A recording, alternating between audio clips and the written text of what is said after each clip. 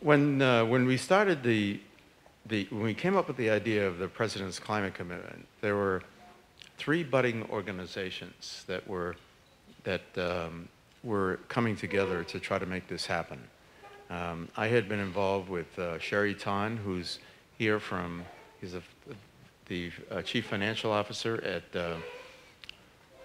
Pacific Lutheran University, and a number of others, to create ACUPCC, the Association for the Advancement of Sustainability in Higher Education. And soon after that, we came together with another budding organization called Eco-America. And it was the 3 organizations together that actually made it possible to create the American College and University President's Climate Commitment. None of the 3 organizations alone could have done it. We didn't have either the connections, we didn't have the intellectual capacity, or we didn't have the skills to do it alone. But together, the 3 organizations were able to create the ACUPCC. When we started, Second Nature had $11,000 in the bank to try to create this initiative.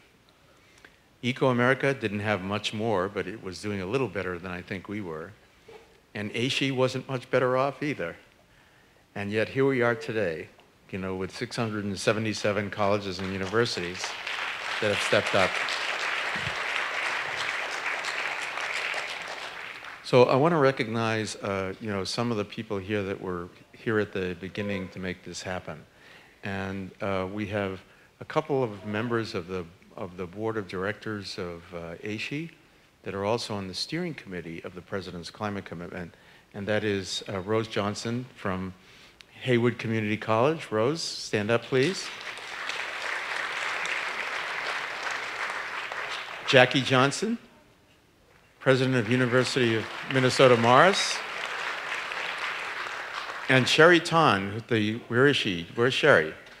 There she is, Sherry, the chief financial officer at Pacific Lutheran and the first chair of the board of ACUPCC. And so thank you very much. And it's been a long, wonderful collaborative relationship that has made a huge difference. The other organization is Eco-America, which was really very creative about marketing and branding and figuring out how we can actually sell the idea of the commitment. And here tonight is Bob Perkowitz, who's the chairman and the founder of Eco-America. And before I say thank you to him, I also want you to join me in wishing him a happy birthday, because today is his birthday. Stand up, Bob.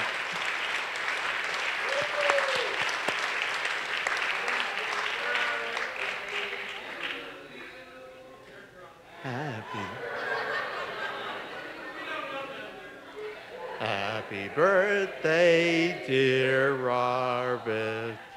Happy birthday to you.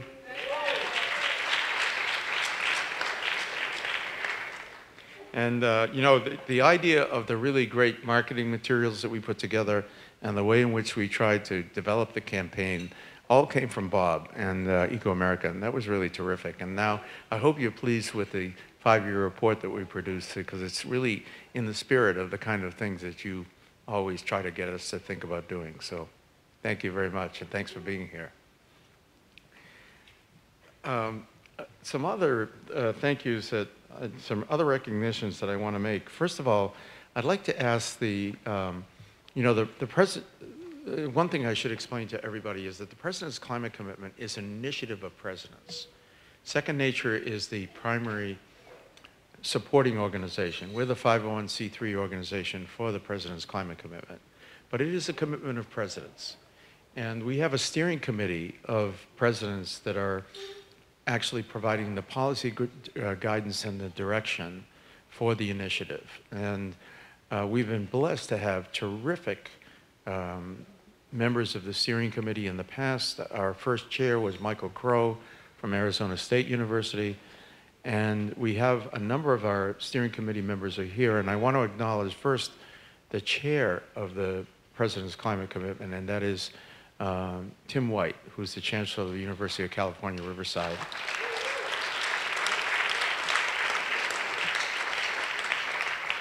And also would like to ask all of the members of the steering committee to stand up, because I'd like you to know who they are. So if you have ideas,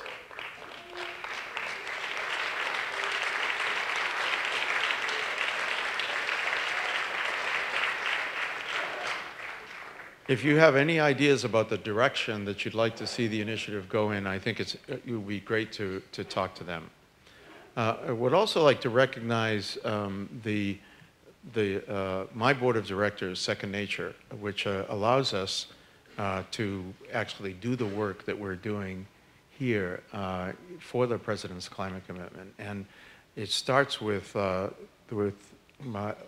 chair of our board, David Hales, who is also a colleague of mine that goes way back to the time when he was the commissioner of the Department of Natural Resources in the state of Michigan, and I was the commissioner of the Environmental Department in Massachusetts. So, David, thank you very much for that. I'm not allowed to say how many years ago that was, right, David? Is that right? That's exactly right. So I'd like to have the other members of the Board of Directors of Second Nature please stand up to be recognized, so that these are the people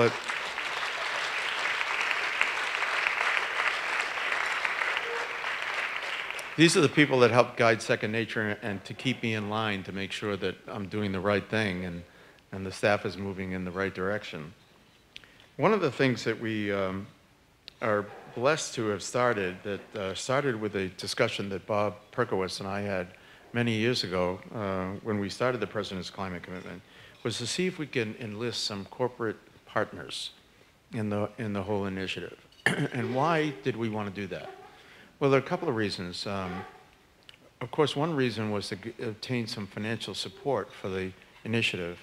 But I really felt strongly that as Diane was saying earlier, that the two sectors in society that had the most capability to move society in the right direction are the corporate sector and the higher education sector.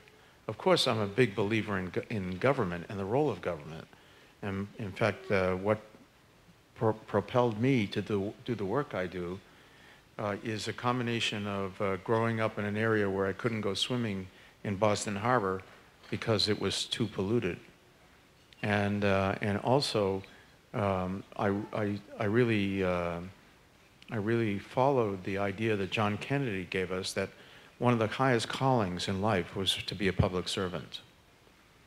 And the public sector, of course, is extremely important, but the people that are actually going to create the mindset to move forward, and the people that have the resources to actually make and do the things we need in society, come from education on the one hand and the private sector on the other. And so early on, we developed the idea of a corporate partnership program to see if we could find ways that the private sector, which has lots of resources to bring to the table, not just financial resources, but a lot of expertise on better and different ways to do things, and that could also create an incentive for the higher education community to produce the graduates that would allow them in business to become more sustainable.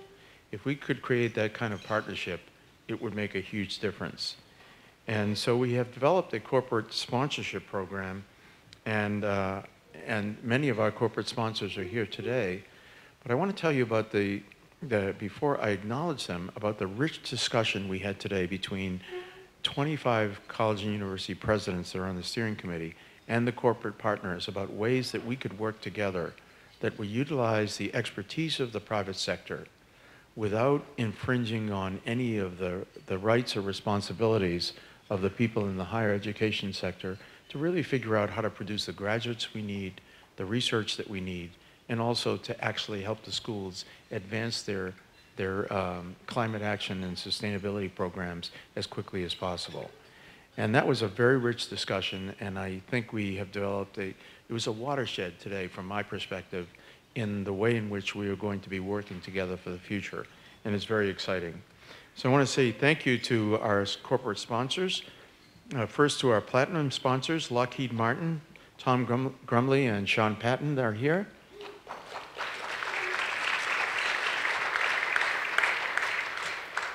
Sustainable water. Jonathan Lanciani couldn't be here because of a back problem, but I think that Aaron Hollander is here. Is Aaron here? Or I was hoping that he would be here. Our gold sponsors, special thanks to our gold sponsor, Bon Appetit Management Company, as you've heard earlier. CalStar Products, Karen right hand, are you here, Karen? Thank you, Karen. Casella Waste Systems, is Paul here? Paul Ligon, I didn't see him. There he is. Hi, Paul. Nice to see you. Geronimo Wind and Energy, Blake Nixon.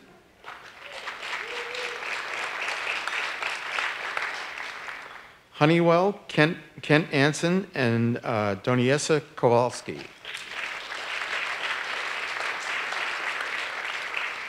Kent, by the way, is also a member of the Second Nature Board of Directors. Thank you very much, Kent. Johnson Controls, Carl Hurst.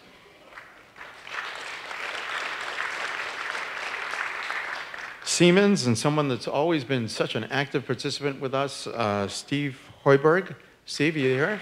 Thank you, Steve. Train, Maria Rakova. Yes, she is. Thank you. Waste Management, Jean Ballard. Thanks, Jean. And Xerox, Ann Cutler. Also want to recognize Patty Calkins, who's a member of our board of directors and until recently was the vice president for environmental health and safety at Xerox. Patty. I had the great fortune to know Patty when I was the dean of environmental programs at Tufts, and she was starting in her master's program there. And what she's done with Xerox and helping to make it one of the most sustainable companies is really tremendous. So thank you very much, Patty. Thank you for being here.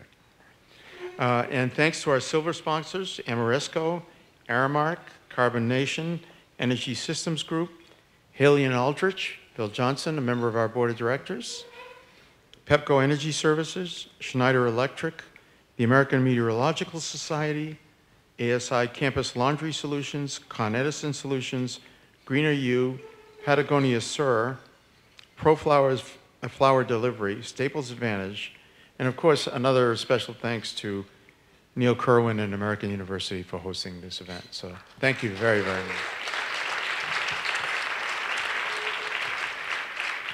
I should mention that, you know, when we go out to try to raise funds from foundations, they want to understand two things. What is the contribution from the colleges and universities that are part of this network? And the second is, what other sources of support do we have? And being able to say that we have corporate sponsorship and partners, and also that we have 511 colleges and universities that are paying dues to support the network is huge. So I want to say thank you to all of the, not only the corporate sponsors, but also all of you at colleges and universities that are making this difference. One of the things that we've been able to do, thanks to the generosity of people like Tim White and David Shai, who is the former president of Allegheny College, is we've tried to institute what we think is one of the most important strategies for helping all of the colleges and universities move forward. And that is to have a peer mentoring program of recently retired presidents and business officers and chief academic officers that can work with the existing presidents, business officers, and chief academic officers. And I'm pleased to say that Mitch Tomashow, who is the former president of Unity College and was a member of the steering committee of the President's Climate Commitment, is the director of our Presidential Fellows Program. And we have two other fellows that are with us here tonight. One of them is Diana Vanderploeg from Butte College, formerly of Butte College. Where's Diana? There she is. Stand up, please. Diana has been was the president of several community colleges in the past. And at Butte Community College, it's the only carbon positive college in the nation. And completely on solar energy for all their electricity, selling it back into the grid and saving $5 million a year in their energy costs. And that's terrific. And the other presidential fellow that's with us tonight is Ted Holler. And Ted is the former chancellor at the University of California, Riverside, and the former chancellor at University of California, Davis. So thank you very much. A couple of the other fellows are not with us tonight because they couldn't be here. One of them is Judith Romeli, who was who is just retiring as the president of Winona State University and a member of the board of directors of Second Nature. And she will be joining us, and I think we're just really blessed to have them as the future presidential fellows. We want to expand this because we think only the people that have stood in your shoes can be able to help you in understanding what your challenges are. And we want to do the same thing with business officers as well as chief academic officers. Okay. One of the things that Tim mentioned tonight is very important, and that is that the science has really begun to dramatically tell us that the story of where we are with respect to the climate change issues is more frightening than it was 5 to 7 years ago. So we thought that one of the things we should do, particularly given that all of the stuff in the press tends to want you to think that there's scientific disagreement, that there's absolutely no will to do anything about these issues, we decided that we would ask someone to take a look at what the scientific literature was telling us over the last 5 to 7 years while we were creating the President's Climate Commitment. And as Tim said, our emissions are going down and the rest of the society's emissions are going up. And so we enlisted Diane Dumanowski, who is a former journalist and science writer, well-known journalist and science writer, author of 2 books, one of which was on endocrine disrupting chemicals called Our Stolen Future, and the other was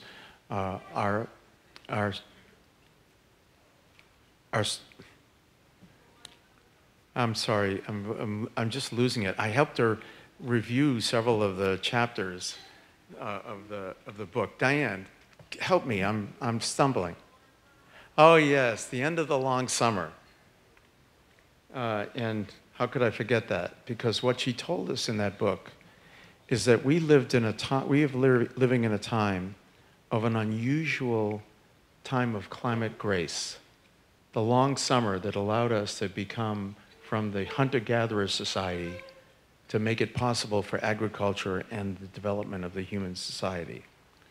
And it is a fabulous piece of work. And we asked her to take a look at what the science tells us, that is in the published peer-reviewed literature.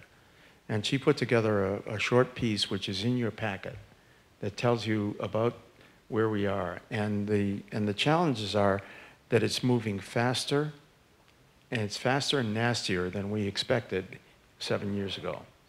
Now, you wouldn't believe that reading the stuff in the press, but that's what the science is telling us. So thank you, Diane, very much. And Diane, would you please stand up so if there is anybody that would like to...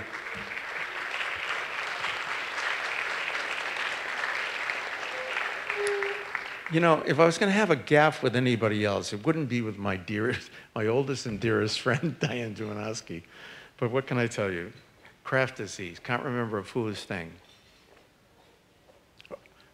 Oh yeah, I know that, I appreciate that. She said she wouldn't hold it against me. So now we have the time to do some special recognitions.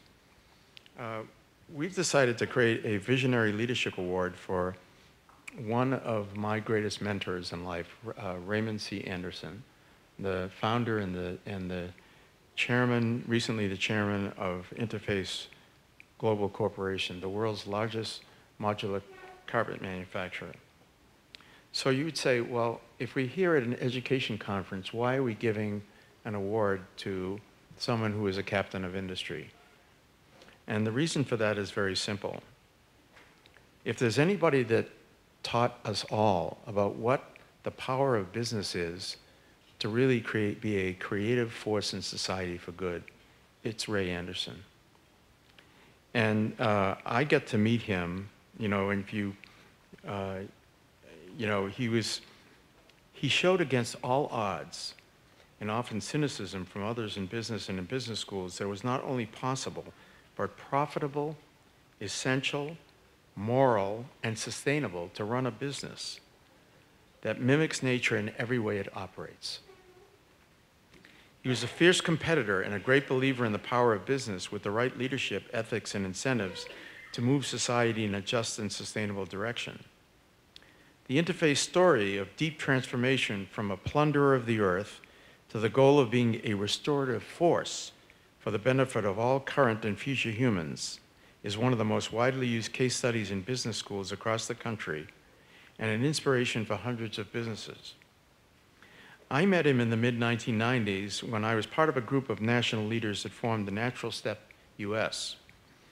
He became an instant mentor and friend and took on the cause of calling on business and higher education to become an agent of transformative change for a sustainable society. And nobody did it better. Over half of his 1,500 plus speeches were at colleges and universities and at Second Nature events. When we had our first gathering for Second Nature, Ray was there to talk to the presidents and the others from the schools about why this was important to do. I can remember him saying, "Why are you still teaching 19th century engineering and technology when we need to be in the 21st century and looking at sustainable solutions?" It was, for me, he was a great mentor, a colleague, and a friend who was an endless source of inspiration.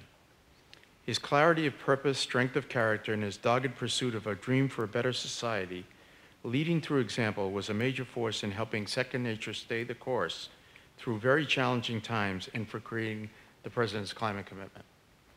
You know, he was a persistent person in driving this idea that business could be a force for positive change.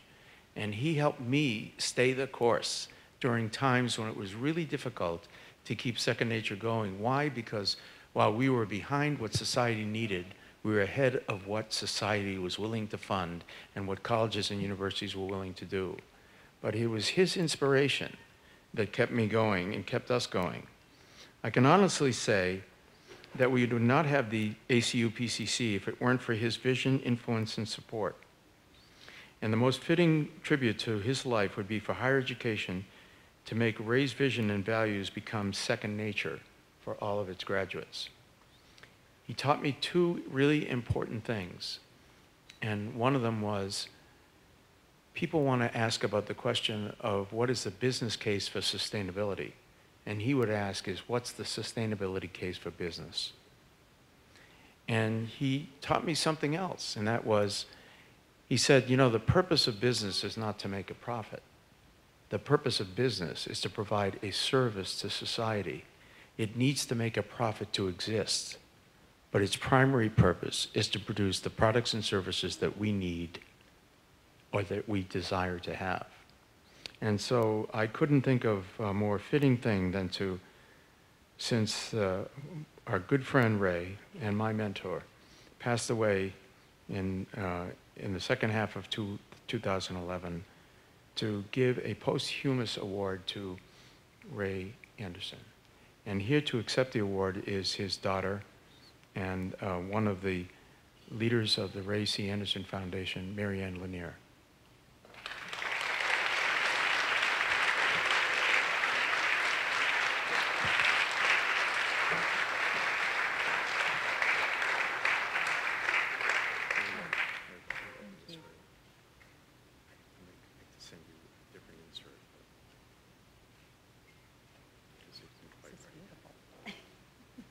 Like unwrapping a Christmas present. Oh, that's beautiful. Thank you.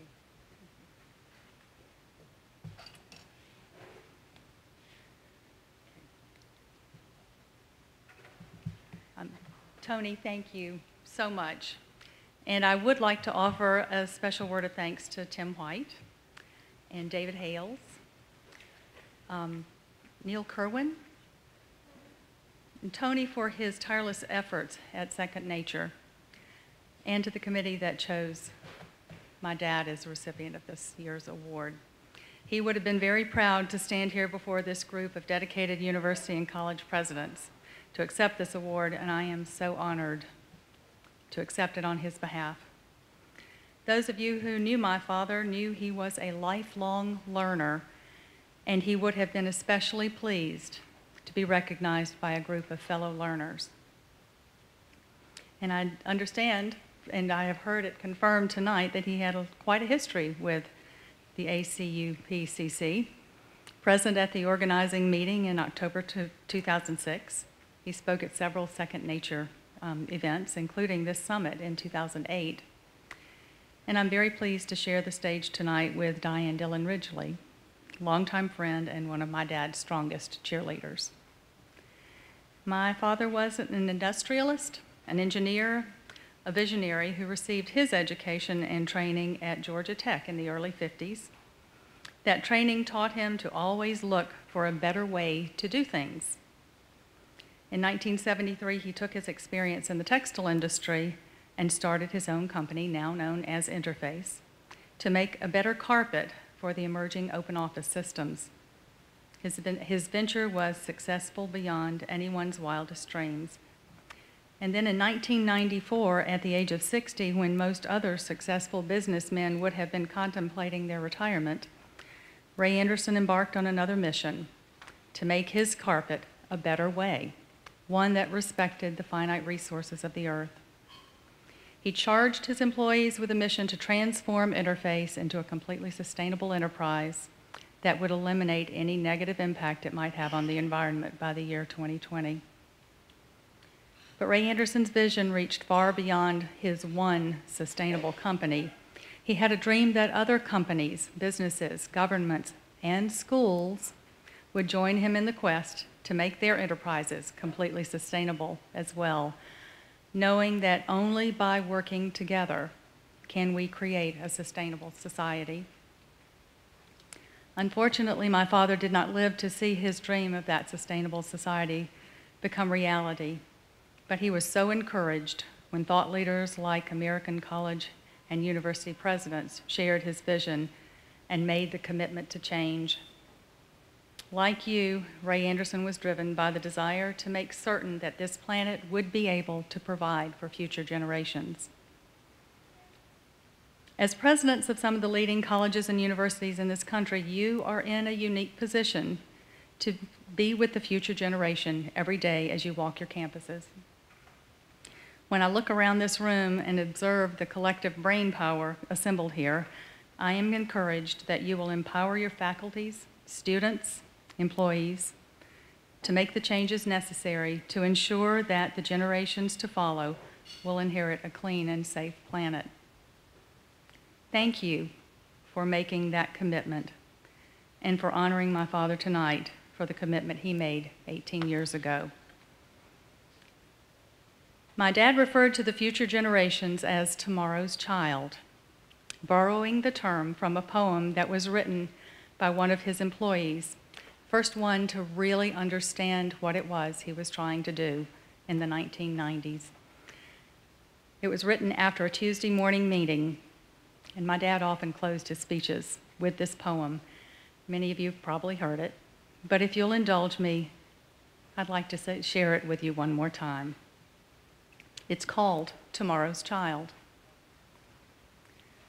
Without a name, an unseen face, and knowing not your time nor place, tomorrow's child, though yet unborn, I met you first last Tuesday morn. A wise friend introduced us to, and through his sobering point of view, I saw a day that you would see, a day for you, but not for me. Knowing you has changed my thinking, for I never had an inkling that perhaps the things I do might someday, somehow, threaten you.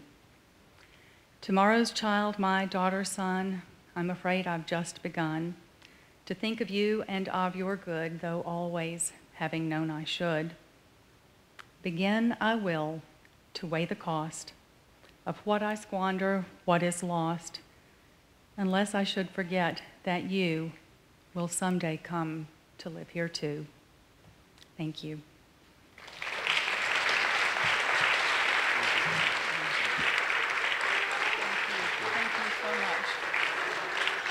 We're going to take a picture.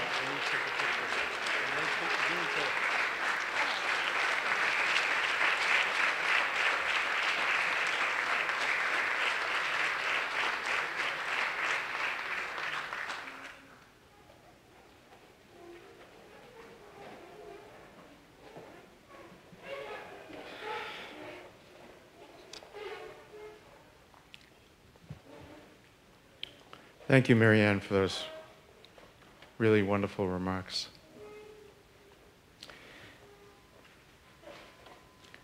Now it's my great pleasure to announce the 2012 Second Nature Climate Leadership Awards.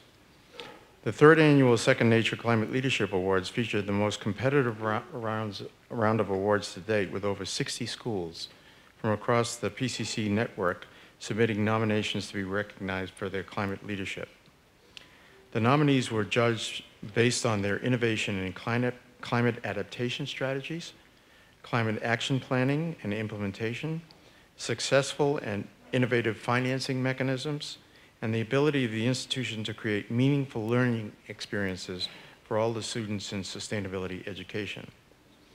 A select group of 20 award finalists were chosen for their outstanding achievements to participate in a video competition in partnership with planetforward.org, which is based at George Washington University, where we had last year's summit. And they were featured in the videos during April for a public voting competition. Finalist videos drew over 70,000 views and 14,000 votes from the public, which is pretty exciting for people looking at what higher education is doing. That's pretty exciting. You can watch all of the finalist videos at planetforward.org. This year's awards were designed by the students at the Pratt Institute of Art and Design's Center for Sustainable Design Studies. The awards were made out of reclaimed redwood from New York City water towers, and I understand are over 100 years old. That wood is over 100 years old. From this competitive group, the following award winners were chosen in each Carnegie classification. Now, first, let me just tell you about how we did the selection process. The awards were judged by members of the Second Nature Board of Directors that have no connection with a college or a university. So these were independently reviewed by our judges, and a couple of our judges are here, Bill Johnson, Patty Calkin, and anybody else that was on one of the judges that is here tonight? At any rate, so I just want you to know that I and my staff had nothing to do with the choice of these awards. So I think it's important because we wanted this to be as objective and looked at from the perspective of people that were not part of the actual higher education system. So we've chosen the following in each of the Carnegie classification systems. And the Carnegie classification system indicates colleges and universities that are community colleges, two-year colleges, those that are four-year private and public universities, those that are master's granting organizations, and those that are doctorate granting organizations, and then a group called special focus. And that would include, for example, the art and design schools that wouldn't necessarily fit in one of those other categories. But we use those Carnegie classifications. So the first one in the associate colleges is the Austin Community College District. And President Richard Rhodes is, are you here? Good, terrific, nice to see you. Oh, Mike. Yes. So accepting the award is Mike Midgley, who's the Vice President of Instruction. Austin Community College, among a number of things, was recognized for its free mass transit programs to all of its students, faculty, and staff, greatly reducing the commuter emissions, and comprehensive training in programs in photovoltaics, wind, green building, alternative fuel vehicles, and sustainability management. And I just want to say, Mike, we're really pleased that you're doing this because, you know, one of the untold stories in higher education is that 46% of the students go to associate's colleges, and many of them go on to four-year colleges. And they are actually making much more progress in many ways in providing the job training for a sustainable society than the rest of higher education is. And part of that is because of your mission, and it's really terrific. So thank you very much, Mike. And we have, you got here's the award.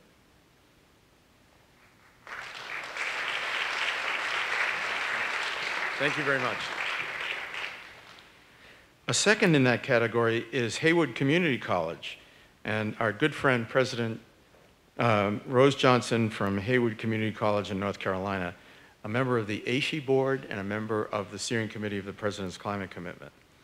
And what she's been able to do and what they've been able to do are these incredible public-private partnerships that have led to a sustainable community for Haywood Community College. And a partnership with the U.S. Forest Wood Service Products Laboratory has allowed students to construct a local green home, and the college trains workers to refit homes of low-income residents to make them more energy efficient. And by the way, you can get a carbon offset as a result of that. Yeah, absolutely, and get the students to measure it. So thank you very much.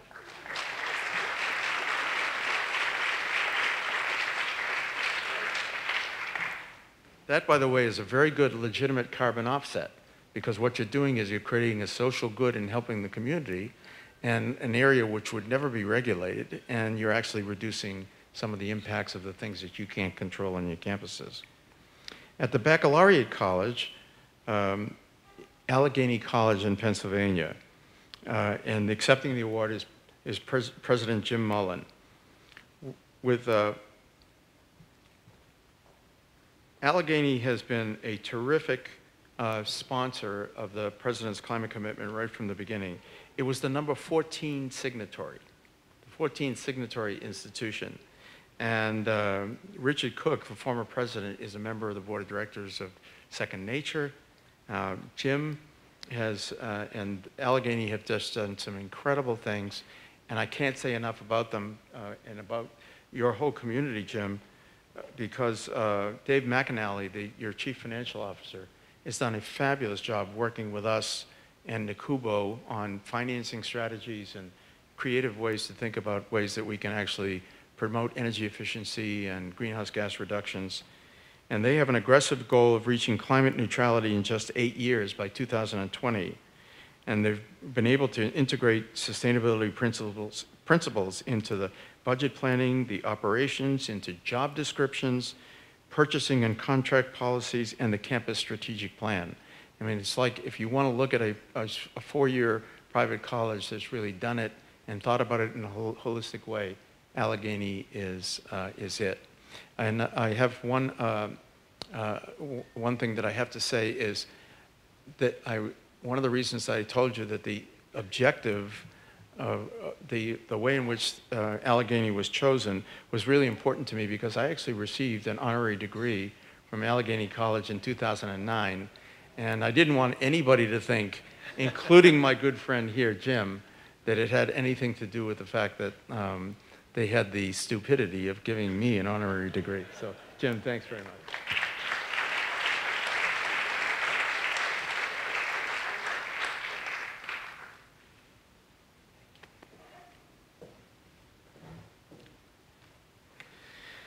Another baccalaureate college that is near and dear to my heart is Luther College in Iowa.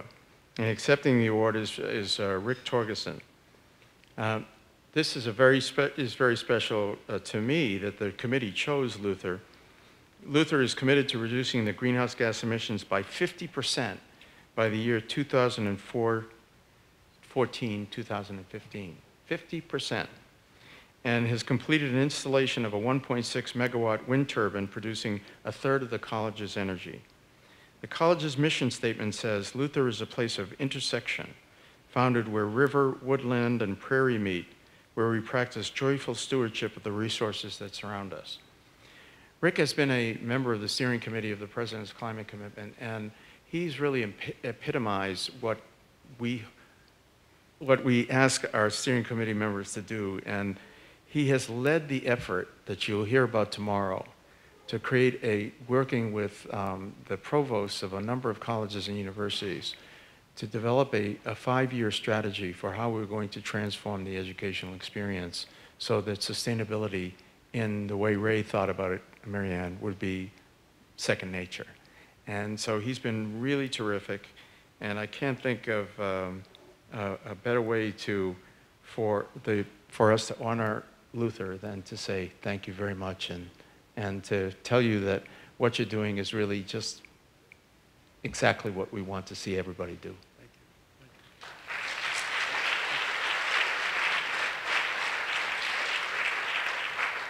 Thank you.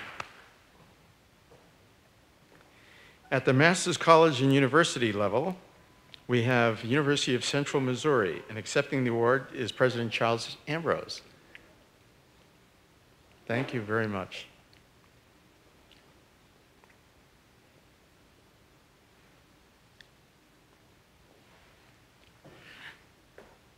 Nice to meet you. Nice to see you again. And a couple of things. One of them is, of course, we're giving the University of Central Missouri, it boasts a student-run Office of Sustainability. And the administration has complemented their education and outreach with a $36 million investment in an ambitious campus-wide energy savings program that was launched in 2009, which has resulted in $735,000 saved annually on energy, almost $850,000 a year in operating and maintenance savings, and $1.5 million in avoided annual capital improvements. And, you know, and when you became a signatory to the President's Climate Commitment, you really helped us because you were the first college in Missouri that stepped up. And we really appreciate it, and we appreciated the staff that has worked with us over the years. It's been really absolutely terrific. So thank you very much for what you've done. It's really huge, and we appreciate it.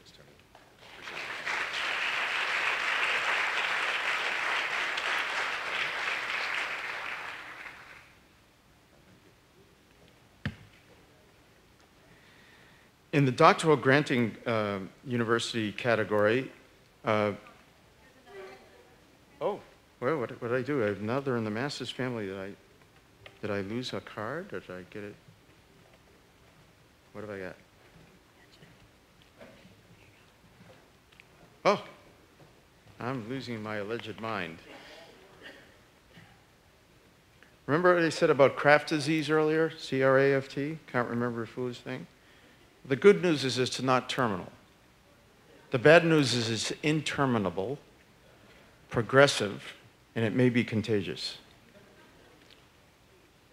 All right.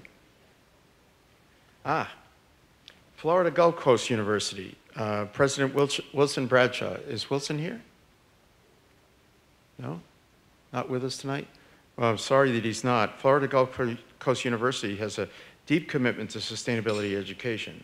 All undergraduate students are required to take an interdisciplinary environmental education course, which explores the sustainability issues in Southwest Florida.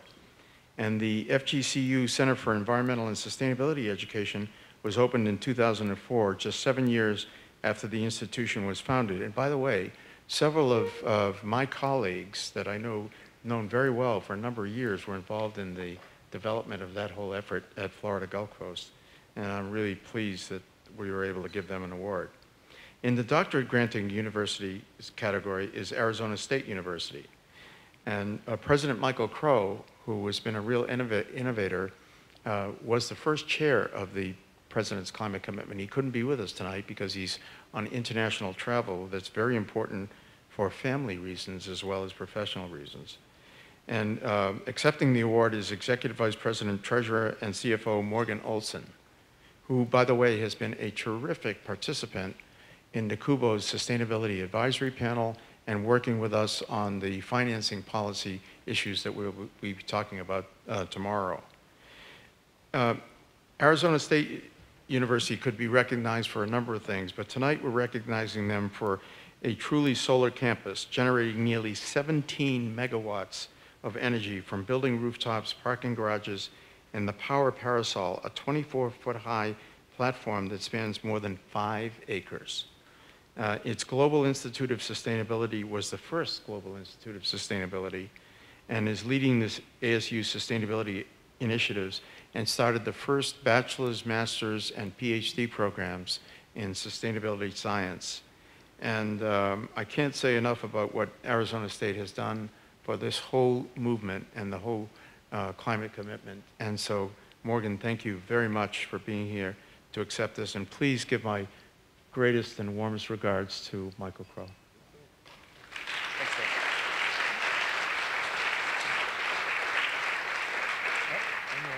This is the official proponent. Thank you. Another doctorate granting university is University of South Florida. And is Judy Genshaft president here? Or is, if not, oh, we've got Ralph Wilcox, who's the provost and executive vice president. Thank you, Ralph, for coming.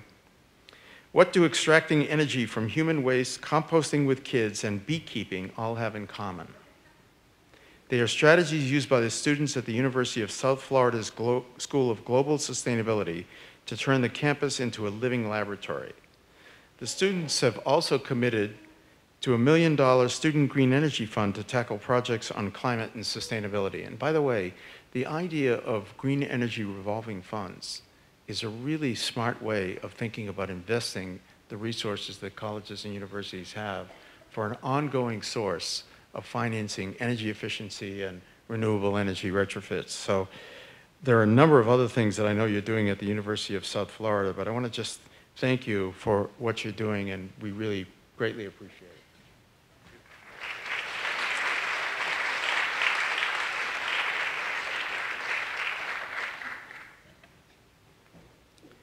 You know, it's funny, when you see people come up and accept these awards, you have no idea how much work went into the ability to actually be recognized and what they've done to make this happen. It's an enormous amount of work that they've done, and we get to just say thank you and to showcase them for a few minutes when the real hard work went on their campuses, and it's a real tribute to all of them for the work that they do. In the special focus institutions, we have the Pratt Institute and PALS, the Partnership for Academic Leadership and Sustainability. And accepting the award is President Tom Shute. Tom Shute. Come on up, Tom.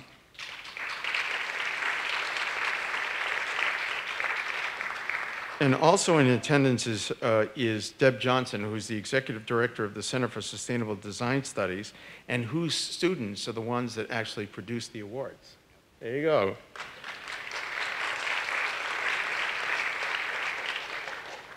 This is a really interesting and important group award, because what you've done, Tom, and what Deb have done is you have led the schools of art and design to really be leaders in sustainability. And you've done this not by trying to gather them together and say, we need to do this. You did it by example, and you did it by really engaging the people where they are and the work that they're doing on their own campuses, and to show 33 colleges of art and design that working together to create a learning hub for design educators to promote the integration of sustainability into their programs would not only work, but it would be something that would attract new students and better students to all the schools of art and design. And by creating this infrastructure for the interinstitutional collaboration of the Partnership for Academic Leadership and Sustainability, called PALS, what you've done is I think you've created the template for the way I think we're going to get to sustainability in higher education most quickly. And that is if schools begin to work together on the ways in which they actually can learn to transform their curriculum and to transform their operational opportunities. So a special thank you to them, and a special thank you to Deb, because she was part of our whole academic strategy group. Then she'll be presenting tomorrow, along with Ray Cook of Portland State University, on the 5-year academic strategy that we have for the future. So it is with great pleasure that I say thank you very much, and it's an honor to be able to present this award.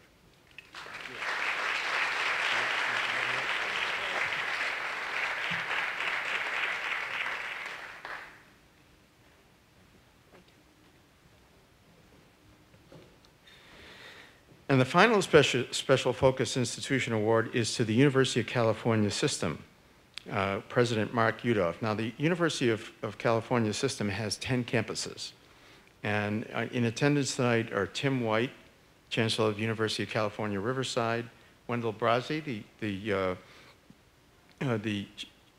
Vice Chancellor at the University of California, Irvine, and Ted Huller, Chancellor Emeritus and Professor at the University of California, Davis, and University Riverside.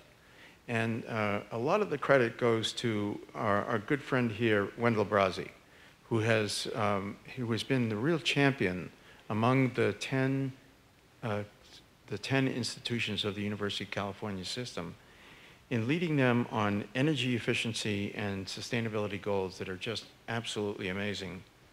And he recently said to me, you know, we used to think that we maybe could get 25 or 30% reduction in energy consumption with our energy efficiency programs, and now we're pushing 50%. And they've been leaders in so many different areas. It's incredible. Pursuing aggressive climate neutrality goals for a large campus system, and it's participating in an energy efficiency program with investor-owned utilities in California. And the partnership has resulted in savings to the university system of approximately $32 million a year and 168,000 metric tons of avoided greenhouse gas emissions. And that's in a state that doesn't have a lot of coal. So when you talk about those numbers, it's pretty significant. So Wendell, would you please come up and receive the award?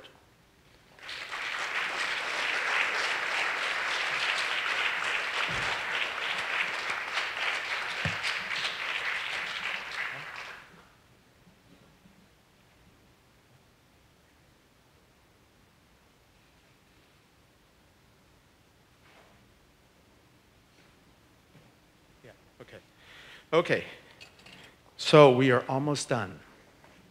The next portion of the program is up to you, and that is whether or not you can follow instructions. And we are going to take a group picture right here on these stairs. And what we'd like to do is get the presidents of the colleges and universities on the first 4 or 5 steps, and then everyone else to be there, okay? And right after that, as soon as if we can, as Tim says, if we can herd you as butterflies in a successful way, the shuttles are waiting to take you back to the hotels. So thank you very much for a wonderful evening, and